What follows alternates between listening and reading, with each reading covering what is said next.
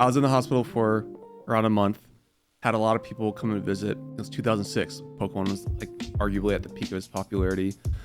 And I heard my friends playing Pokemon. I would listen to my friends play and like ask them, oh, what was that sound? What was that sound? Ross Minor works in the video game industry.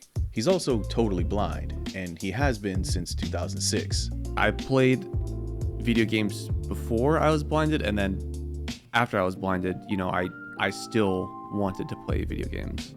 Pokemon is a really important game for Ross. It's the first game he was at least kinda able to play blind, and it ended up having some pretty profound impacts, not just on his childhood, but on his career. Playing Pokemon helped me learn how to navigate the world being blind, and being blind helped me learn how to navigate the world of Pokemon, because they both required, keeping track of your surroundings and just spatial orientation. Like that's what being blind is all about.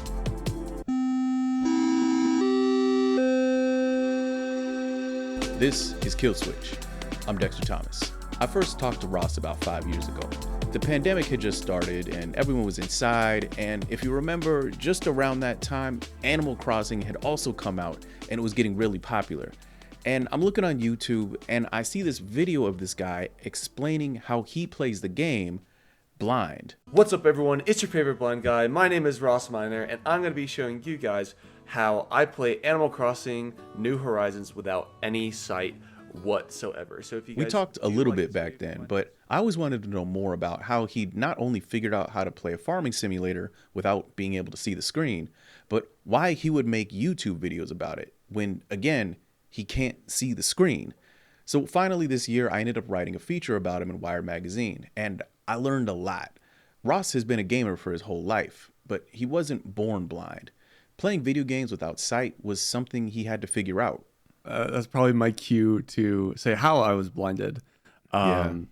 A lot of people think that people with disabilities are just born that way, when a lot of people with disabilities are become disabled in some way. And so for me, it was actually a pretty tragic story. So trigger warning for gun violence and domestic violence and all that. Ross just said it, but for real, heads up. This is a pretty difficult story to hear. In 2006, so when I was 8 years old, my mother was divorcing my father, and in an act of retaliation, he shot me in my sleep, shot and killed my brother Ryan, and then committed suicide. A lot of times to keep it really short, I just say, family annihilation pretty much, which is sad that there's a term for that now. But that's how I was blinded. So I pretty much went to sleep with sight, 20/20 vision, and then woke up in the hospital completely blind. I can't imagine what it's like to also explain that to people constantly, because you have to do this a lot. Yeah. It is a fine line. I'm gonna be real. When I was younger, I used to say oh, I'm so used to it. I don't mind talking about it. And I don't mind talking about it, but it's when you're right, the repetition begins to make it feel almost it didn't even happen. If that makes sense, it feels like just something I'm rehearsing. But yeah, really I rehearse it just to emphasize that yeah, it happened to me, but then kind of just okay, you have the background, now let's talk about what we actually want to talk about. When Ross woke up in the hospital, he was completely blind. But he was still Ross, and he still wanted to play video games, especially the game he'd been playing at the time, Pokémon Ruby. He listened while his friends would play in the hospital room, and he'd try to figure out what the sounds he was hearing meant. With Pokemon, there are sounds for everything. There are sounds for each different Pokemon, the cry that they make when you throw them out. There's sounds for all the different attacks. There's music for each different town. But most importantly, there's a sound that plays when you bump into a wall. And I and other bunch of blind people call it the bump sound.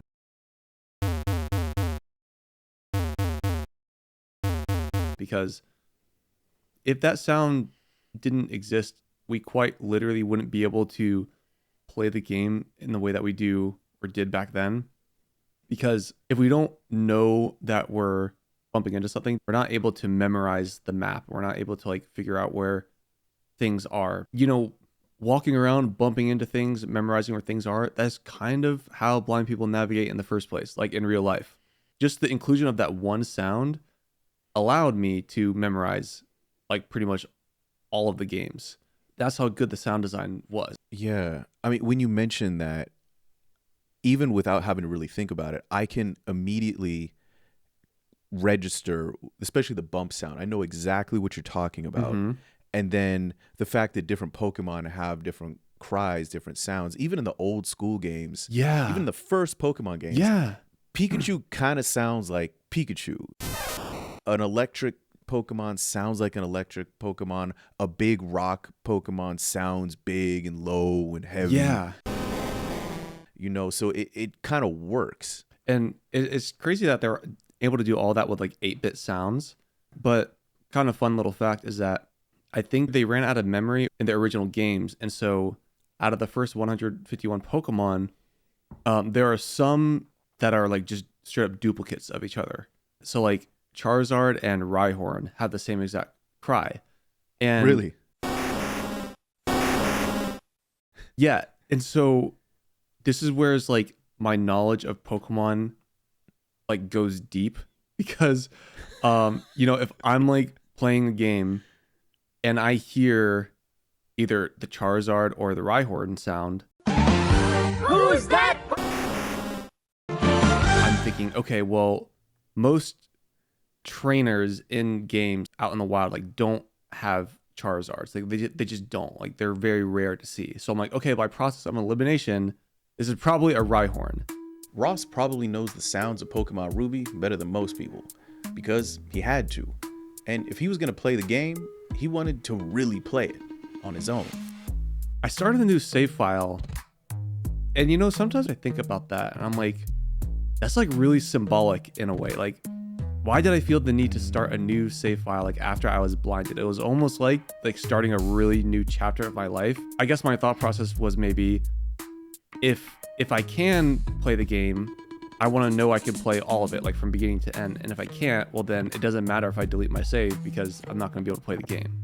Having that bump sound, having the cries all be different, and even having attacks that have different distinctive sounds. For people like me who can see the screen, that's just good sound design, especially for early 2000s technology. It's kind of cool that the cut sound kind of sounds like a cut. But it's not crucial. But if you can't see the screen well, or you can't see it at all, it is crucial because it's all the information you have. Now, Pokemon probably wasn't made with blind accessibility in mind. Games like this we could maybe call accidentally accessible, but eventually even the Pokemon series started getting harder for him to play. As of Generation 8 of Pokemon, so Pokemon Sword and Shield, anything after that is just strictly not accessible. Really? It's gotten worse. Oh yeah, yeah, like down the drain. And the reason is mainly because of camera perspective. When you think about it, when you walk around, your camera perspective is fixed. But like imagine, if you were walking around in life and like the way you imagined yourself, like the perspective constantly changed based on like, how you were walking. Like it'd be really disorienting. And so once the camera starts moving around, you have no orientation. Because when it's fixed, you can like count steps. That's not something that blind people like necessarily do in real life, but like in a video game, it works. Like, the Pokemon Center is 20 steps to the left once you enter town or whatever. Right. But that suddenly changes when you have like different angles that you can like walk around the overworld in, and suddenly you're no longer walking in a grid. Yeah. And so because of that, I haven't been able to experience the new games. As Pokemon became more advanced but less accessible, there weren't a whole lot of options for new games that Ross could play. So he'd spend a lot of time listening to his friends play. Picture this, like it's 2012, 2011, Skyrim comes out, like everyone is talking about this game, right? Yeah. Everyone. And my friends are all telling me about it, and so they get the game and I come over on the weekend and like I listen to them play this open world fantasy RPG with music that was recorded by like a live orchestra and have all these incredible sounds, and I'm not able to play it. And like my dream is to one day be able to play Skyrim. Skyrim is an open world game, which means that you can explore the entire game world at your own pace. It's not like those kinds of games where you beat level 1 and okay, time to go to level 2. The entire map is open to you. and you can decide if you want to do a mission right now, or you can just look around and explore, which sounds like a great time for someone like me, but it makes it basically impossible to play if you're blind. And whether they were open world or not, most of the games coming out at this time just weren't accessible to Ross. That is, until Left 4 Dead. That game really showed me like what the potential was for accessibility in games and like how easy it could be, because in Left 4 Dead 1 and 2, all of the zombies have different sounds tied to them. And so through knowing what they sound like, and then through knowing their abilities, you know how to like prepare for them. And so, you know, I still remember like the hunter, when it's getting closer to you, like a eerie piano sound plays, but that's the only sound cue you get. Or like if there's like a bloater, you know, I mean, it pretty much sounds like someone's about to get sick. Like that's what it sounds like. And like, you hear off in the distance.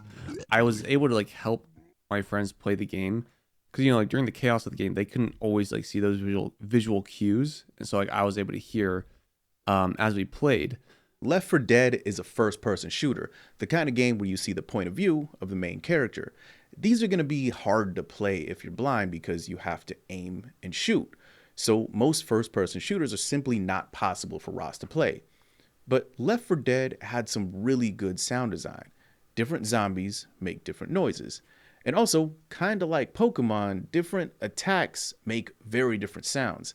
And Ross was able to use this as cues and fight back. When you swung your melee weapon, certain ones you could really tell when you connected with a zombie versus like hitting a wall.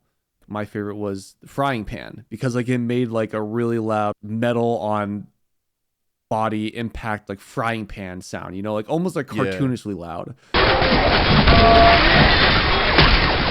I'm reloading.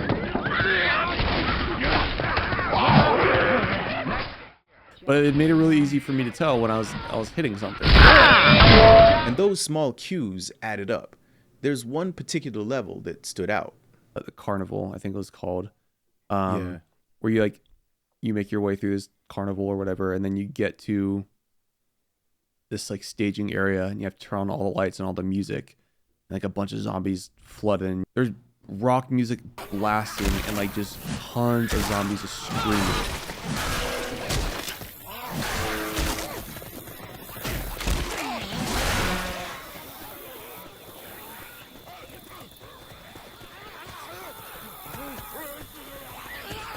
And so I'm there, like, music is playing, I'm swinging an electric guitar and like killing zombies, and like, you know, I can feel the vibrations in the controller, I can hear the sound it makes. And so, you know, by the end of it, I'm just swinging my guitar, having fun, feeling my guitar connect with zombies. And then in my mind, I'm thinking like, you know, I'm catching the stragglers, you know, and my friends are taking care of the rest. But turns out they're like, holy shit, Ross, you just killed like 2 or 3 tanks, which are like the biggest, the biggest zombies in the game. Yeah. That's just a core memory right there. Like just thinking about that. This is where it's like video games and their importance like bridge beyond entertainment, about socialization. It's about escapism. It's about, I mean, even in this case, like validation, because it's like after I was blinded, I was quickly aware of just like how differently people treated me. And back then, and even now, as a grown-ass man, it's like people don't think you can or don't want you to or don't let you help, whatever the reason is. You experience that your entire life, and it just kind of wears on you. And so then like to play a game where you're still playing with friends, but like you're able to just partake in like being helpful when society makes you or wants you to think that you aren't, to be a part of the team and like work cohesively is something cool to be able to do. It's just a good feeling. I mean, honestly, that's the best feeling in a game, period. In any kind of online multiplayer, just team game, is knowing that, oh yeah, we would have died if it wasn't for me. Yeah, right. Absolutely. Okay, this is cool, but again, these games that Ross could kind of sort of play, like Left 4 Dead or Pokemon, they were only accidentally accessible. So what happens when someone wants to do all this on purpose? That's where people like Ross come in. So much of how you're able to play games has been people who are not the developers figuring out ways. Oh, yeah. But it's not the company themselves. Yeah, I mean, there's a lot of reasons why. It's mainly due to budget and lack of awareness. So like half the battle is making people aware, but then the bigger battle is budget. Gaming industry is volatile as is. I mean, as of recording this, what was it, a month or two ago, like Microsoft laid off like 9,000 employees. And that also includes like games that were likely going to have some type of accessibility feature in some way. And so like a lot of times accessibility is like the first, like when there are budget cuts to be made, like accessibility is the first one to get axed. And so it's hard for people to prioritize it. So it's down to the people who need these features to advocate for them. At first, Ross would just write emails to game studios saying like, all my friends are playing this game. I really want to be able to play too. Could you please add features so that blind people like me could play it? He usually wouldn't get a response. So Ross started planning on how he could get himself into the game industry and started out by trying to consult on games so that more accessibility features would be incorporated. Madden 2018 was the first thing I did. That was like my first taste into like game accessibility. And for context, my payment for that was a signed copy of Madden 2018. That was pretty much like not accessible except for like the one feature I worked on. I worked on As Dusk Falls. I think that was the first game I was credited in. And then I'm in the credits for Sea of Thieves. Sea of Thieves is an online open world game that first came out in 2018. It wasn't built to be blind accessible at first. I mean, remember what I said about open world games usually being almost impossible for blind people to play. But partially because you could also play with sighted people on your team, and partially because of some other features, this game was also kinda accidentally accessible. The most accessible thing to do on the ship was is steer the ship. I know this sounds kind of ironic, blind person steering a pirate ship, but think about it, like you're in the open ocean. There's really not much to hit, relatively speaking. But then the wheel, when you rotate it, there are like notches in it and you can feel those vibrations in the controller. So like you're able to kind of tell like where the wheel is positioned and therefore like how hard you're turning and things like that. So it was really easy for people to like call out directions on like where to turn. Anchor here. Whoa, you parked that Excellent so park job. perfectly. This is maybe the most impressive thing to me about how Ross does his work. It's not just that he has the lived experience of being blind, it's that he prepares a lot. He's taught himself how to program. He's read every game design book he can get his hands on. He studies the industry. He lives and breathes this stuff. And so he's able to come in and identify when a small change would make a huge difference for a blind gamer and how to implement it. One tiny feature that could turn a game from being unplayable into being your new favorite franchise. And then the feature I helped work on was when a person is sailing the ship, it turns up the sounds of the waves that are specifically like hitting against the rocks out at sea to allow blind players to avoid the rocks at sea, which gives them more agency in steering the ship, focusing on that one task that they're good at doing already and just like improving it. Video game accessibility has been improving here and there, but a lot of it kind of felt like small steps, at least until 2020, with the release of a game called The Last of Us Part 2. I mean, that was like kind of like the final kick. Like, okay, developers are actually taking AAA, big budget games and making them accessible. Like, they're taking that seriously. The Last of Us is a game series that involves exploring environments and shooting enemies, which normally places it pretty squarely in the long list of games that you can't play if you're blind. And sure enough, when the first Last of Us came out in 2013, it wasn't blind accessible. But for The Last of Us Part 2, the developers brought on one of the best-known consultants in blind gaming at the time, Brandon Cole. One of my buddies, Brandon Cole, he was the totally blind consultant who worked on The Last of Us 2. So, I could play this game while blind, because this game has been designed from the ground up to be played by the blind. And in fact, I am one of the people who helped make that happen. I worked on this game for 3 years. Well, you'll see how it works as soon as we get to gameplay here. But trust me, the blind can very much play this game. Never feel bad for asking questions like that. Damn. It's part of my job as an advocate for accessibility to be willing to educate, and that's perfectly fine. So, Sturlock, your voice is a bit low. All is well, my friend. All is well. That's a Is my lot. voice low? He passed away like a year ago, Okay. a little over a year ago. But he was a huge inspiration for me. And I never thought that game accessibility would be taken seriously in the industry. Like he was kind of the one who was like always spearheading things. And for real, you really can't talk about blind accessibility in gaming without also at some point talking about Brandon Cole. He passed away last year, and he left behind a lot of work. Like, for example, you might remember that Forza, the racing simulator, announced that their newest installment was going to be playable by blind people. Actually, hold on a second. You might not know this. We'll talk about this some other time, but it is possible now for blind people to play a cutting-edge race car simulator. And Brandon was involved with that. He was a veteran in the scene who Ross really looked up to. So when Ross plays games like The Last of Us 2 in his streams, it's not just about the technical accomplishment. It's about recognizing one of the people that made that life-changing event possible for him. The Last of Us is like, it's one of those games that it was just like a genre where I never thought I'd be able to play again. Any genre with like a free moving camera, any genre where I could like shoot a gun, anything like that, I just never thought I'd be able to do. Just riding the horse around and like using the navigation assistance and like experiencing that for the first time. And I remember all I could say was like, guys, like I'm literally playing an accessible game on the PlayStation. Guys, I'm playing a PS4 game right now. Do you guys understand this? I'm playing a PS4 game. It was really surreal to be able to explore and do combat and read all the menus and adjust the game to the settings I want. It's yeah, it's just, it reminds me of like what I wanted when I was 8 years old, you know?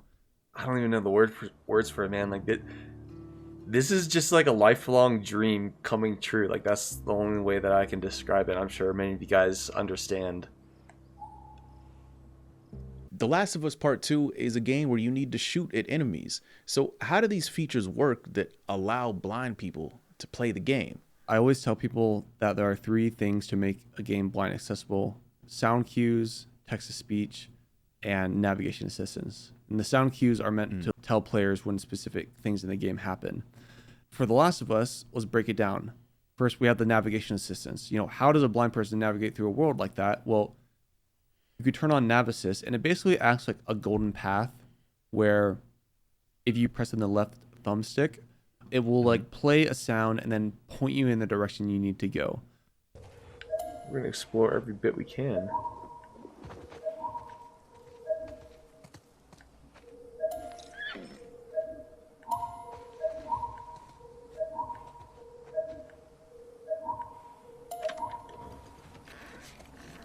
And then you'll walk forward, and then eventually it'll play like a higher pitch sound to let you know, hey, you need to press L3 again to like reorient yourself. You don't have to press it, but it's there if you need to. And so basically you're walking through like a string of nodes that will bring you all the way through the game.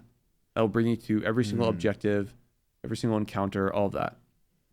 Then there's the screen reader aspect. The Last of Us has a fully fledged screen reader, reads everything in the game. And then there's sound cues, and there are sound cues for different types of enemies. If you hold down R1, and then you can press circle to scan for items, square to scan for enemies, and it send out basically like this sort of like sonar wave, like this sort of like whoosh sound, and then it will play a sound if there's like an enemy or if there's an item. And you can kind of gauge like how far that item is and like what direction it's in. And then you can press a button and it'll like help guide you to that item. Check this out. 1/2 rag. Frag, sweet.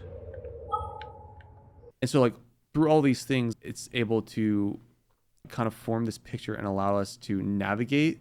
And then like through combat, if you're aiming your gun, there's a sound cue that plays for if you're aiming at their body, and then like a higher pitch sound to show that you're aiming at their head. Loaded. Stored. Reserved. You can headshot without seeing. Oh yeah, Wow. yeah, like and like that's so satisfying. And the thing is like, there's aim assist, yeah, but you know, that's the thing about accessibility is like you can customize it to your liking. And so, you know, I don't like my game to play itself for me, right? So like I don't have the aim assist like set to max or whatever. And even if I did, like it still doesn't just do everything for you. Like you still have to try for the headshot. And so like it's very satisfying like when I'm able to pull it off, and it's very frustrating when I miss and die, you know? But like that's cool. Like I want that experience, the both good and the bad. That's the point of video games. Yeah, that's the point of video games. I have this clip where it was the first time I was playing The Last of Us. It was like the tutorial section, and I was fighting 5 infected at once, and literally I was like dodging and weaving throughout all of their attacks because there was a sound cue when I needed to dodge, and like I literally took on 5 infected hand-to-hand combat. It was really cool to be able to do because like while I'm playing, I'm not speaking at all. I'm just like completely locked in and focused. That's what it should look like when I'm playing and enjoying a game, and it was just like really, really cool. The Last of Us Part 2 and the inclusion of features for blind and low vision people is a success on 2 levels. First off, the features actually work, which means that there's a group of people who will now buy the game. This is a small group, sure, but from what I've heard, when a disabled gamer finds a video game that they can actually play, they will put money down. Deluxe version, sign them up. DLC, if it's playable, they're on it. Re-release on a new system, they'll probably buy that too. But also, announcing that your game is accessible is always good press for the game, and it might even nudge an able-bodied player to buy the game just because they're curious and it seems interesting. But we got to go back to those fundamentals. Do those accessibility features actually work? And sometimes the answer is kinda. So God of War Ragnarok, it's got a lot of accessibility features similar to The Last of Us. You know, a screen reader, nav assist, combat assistance, but all of it across the board is like very half-baked. And like that's not to discredit the hard work that people probably already did at the studio on the game, but it's true. It's the perfect example of what a half-baked game looks like, because like the nav assist works great most of the time, except if you come across a puzzle, then it's suddenly you are completely like stonewalled from the game unless someone helps you. Or combat assistance is great in that like there's dodge cues, there's block cues, and there's parry cues, but they don't play for every type of enemy, and they're not timed the best. And then like there's a screen reader, but you can't read the skill menu and you can't read the armory menu. You know, probably the most 2 important menus in the entire game you can't read. And it's such a shame because like I enjoy playing the game a lot. Like the combat is so fun, but I still haven't beaten it because like it's very tedious to get through. Yeah. I remember coming over and hanging out at your place while you're playing God of War Ragnarok, and there was this part where you're, just blowing through the game. Just left, right, and center, killing all the enemies, jumping, solving stuff. And then you get to this part where you're like hanging from a ceiling or something like that, and it's completely obvious what you should do. To a sighted person, it's like, oh yeah, tap the button and drop down. But you thought your computer was broken. Yeah. Because there was no cue. Yeah, like there's no cue to tell me what button to press. And so therefore every other button I pressed besides the one I needed to wasn't doing anything. And there's no audio description in the game, which that's something else we haven't even talked about, is that how games have audio descriptions now, which is crazy. But there's no audio description. And so I didn't even know I was hanging upside down. Like you saying right now, oh, when you were hanging upside down, in my mind I was like, I was hanging upside down. I didn't know that. And so yeah, that's what was going on. Yeah. And so like there's all that contextual stuff that you miss out on. And yeah, that was just like a perfect example. It's like when the systems work, you could see it work, but then you can see immediately like when there's friction and like it just comes to a grinding halt, you know? Unfortunately, this is a problem that a lot of games that have accessibility features end up running into. And a lot of the time, it's because that accessibility was added late in the development of the game, too late for the features to be really integrated. Instead, these features are added in piecemeal or as a layer on top. A common example that people use in the game accessibility space is like baking a blueberry muffin, and the blueberries are the accessibility. So you don't bake the entire muffin and then put the blueberries in after you bake the muffin, because then you gotta like rip out pieces, gotta put the blueberries in, cover them back up. You know, it's like, doesn't make sense. as opposed to just building it or baking it from the ground up. It's just a much more mature mindset that people are having with accessibility now, where they realize they need to implement it at the same time as they're implementing everything else and not making an afterthought. So there's something I notice about how you and a lot of other blind people that I see when they talk about games, how you talk about games, is when there's a criticism of a game, it's usually very gentle. Yeah. Which this is something that I'm not used to in gamer circles. I know, because right? you know how gamers get. It's like a pixel is ever so slightly out of place, or a game has a slightly longer load time than you would want. And it's just, these devs are lazy. I hate all these people who made it. What are they doing? I want my money back. What I've seen from blind gamers and other people who are in this space is when there's a criticism of a game, it's very light. Yeah. And it's very charitable. Yeah.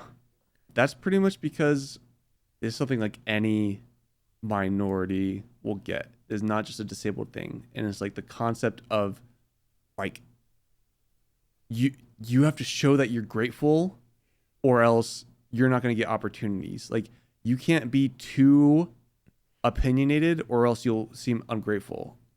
At the end of the day, we all just want to play video games, the disabled community, and it's very fragile, like the relationship that gamers have with developers and studios. And this brings us to another reality. The fact that even though Ross and other consultants have worked on some pretty big games, they often still don't make a living wage from it. A lot of the time, they just got to take what they can. One of the first times we talked, like I remember we were just kind of casually talking about what you're working on. And you said, I'll never forget this. You said, bro, I'm still on food stamps. Yep. Yeah. I never considered that. Yeah. I'm very transparent with how much this kind of work pays, because I just think it matters, because I get a bunch of blind people saying like, this is such a cool job. Like, how'd you get into it? I want to do it. And I always tell them, I'm like, first off, it's a grind. Second, I'm on Social Security still. Like, that's how little I make. Right now, the budget for like paying for game accessibility consultants is at like an all-time low. There were going to be some games I was going to work on that ended up being closed or shut down or whatever. It's rough. It's why I'm going back to college to finish my bachelor's, because I don't want to put all my eggs in one basket. It's why I do audio description narration on the side. It's why I do social media on the side, just to like have different revenue streams, because the industry like has made a lot of progress, but it's still got a lot of work to do. Ross right now is as close to living his dream as he's ever been. He's helping to make video games accessible for players like him. But the industry isn't taking that seriously enough that he can rely on his work for his livelihood. But he's still passionate about this project, and he knows that this is the path that he wants to take. He even has a tattoo to prove it. This is the Gyarados tattoo. So when I was a Paralympic swimmer, I was training full-time at the Olympic Training Center, and I got the tattoo because, I mean, I was 19 and I wanted tattoos. I was able to get them. And then I also wanted something cool. Ross Minor, 6'2", 200 pounds, out of Colorado Springs, Colorado. Using that big body length to his advantage. Right, forgot to mention. On top of everything else, Ross is also a world-class athlete. When I first talked to him, he was training as a Paralympic swimmer for the 2020 Games in Japan. And if you're not familiar with Gyarados, it's this big water dragon looking thing that wraps around his right bicep. And it makes sense, it's a water type Pokemon, so like a powerful swimmer. And he was where a lot of people would assume that he'd want to be. But it just wasn't really his dream. I retired from the Paralympics, retired early, and didn't go to Japan. And I realized like that the tattoo just has like a new meaning now. It's really about what games mean to me, what Pokemon means to me. Pokemon was like where it really started, you know? That's why I have it now. I'm kind of glad that it took on that meaning, because like I think it's just like a lot more true to who I am. When you go blind in the way that I have, people say that you're a miracle, or that you're strong, or that you're going to do great things because you survived a gunshot, or because you're living your life blind. And it's like, okay, but I don't have a choice to live my life blind. But growing up, all that was like kind of like instilled in me, and not in a good way, you know? And What do you mean? well, just the feeling of like I need to do something great because of what happened to me, as opposed to just living my life. And so that was the difference between the Paralympics and gaming accessibility. Because like the Paralympics, you know, all my life I had people saying like, oh, you're great at swimming, you should go all the way to the top, all the way to the Paralympics. And then in my mind I'm like, yeah, like this, I'm gonna do great and I'm gonna win medals and inspire people, because like I felt like that was my mission, to inspire people. But it's not at all. And like it's great that I do inspire people, and I appreciate it when people tell me that, and all that. Like that's not the issue with game accessibility. Is like I can do something great that I also actually care about. It just felt more true to myself. It didn't feel like I was trying to like meet expectations of I guess the general public. And I've always been the kind of person like go against the grain. I've always been like really stubborn in that way. The gaming industry still has a long way to go, but Ross, along with other accessibility consultants and advocates, are working hard to make this medium playable for all abilities. The dream would be that one day Ross could walk up to the shelf, pull any game down, and just play it, and that any other gamer could also, even if they're blind or deaf or have difficulty holding the controller in the way that I hold it. But, you know, first things first. He's still thinking about that dream that he had back in 2011. You mentioned Skyrim. What would it take for you to be able to play Skyrim? Pretty much the same features that exist in The Last of Us. The only one I would really like modify is like the navigation system to make it more dynamic instead of linear. Because that's kind of what you have to do in general for an open world game, is find a way to allow the player to go wherever they want, whenever they want, not where you think they want to go, or not in like one set path, because that's like what The Last of Us does right now. That's all it would take. You know, one day if they ever like remaster it or whatever, maybe they'll actually reach out to me or something and help make it accessible, because like that is the game for me. So if there's any developers out there, Ross's info is in the show notes. Or actually, I'll just tell you right now, rossminer.com, holla at him. But in the meantime, I do happen to know some people who are working on something that could make accessibility like this a little easier to implement. We'll get into that in part 2 of this episode, which comes out later this week. And one more thing. I mentioned that I wrote about Ross Minor for Wired Magazine. So there's some details in there that we just didn't have time to get into in this podcast, like what happened when we tried to go get pizza, especially on the way home. So if you want to check that one out, the link to that is in the show notes. Anyway, catch you on the next one. Goodbye. Thank you for checking out the video version of Kill Switch. If you like it, you know what to do. Do the whole YouTube thing down there. But also, Kill Switch originally is a podcast. And not only does the audio version have a whole sound design done up by my man Kyle, which, trust me, totally different experience, but the audio versions come out before the videos do. So if you want to hear the next one early, the link to that is down in the description.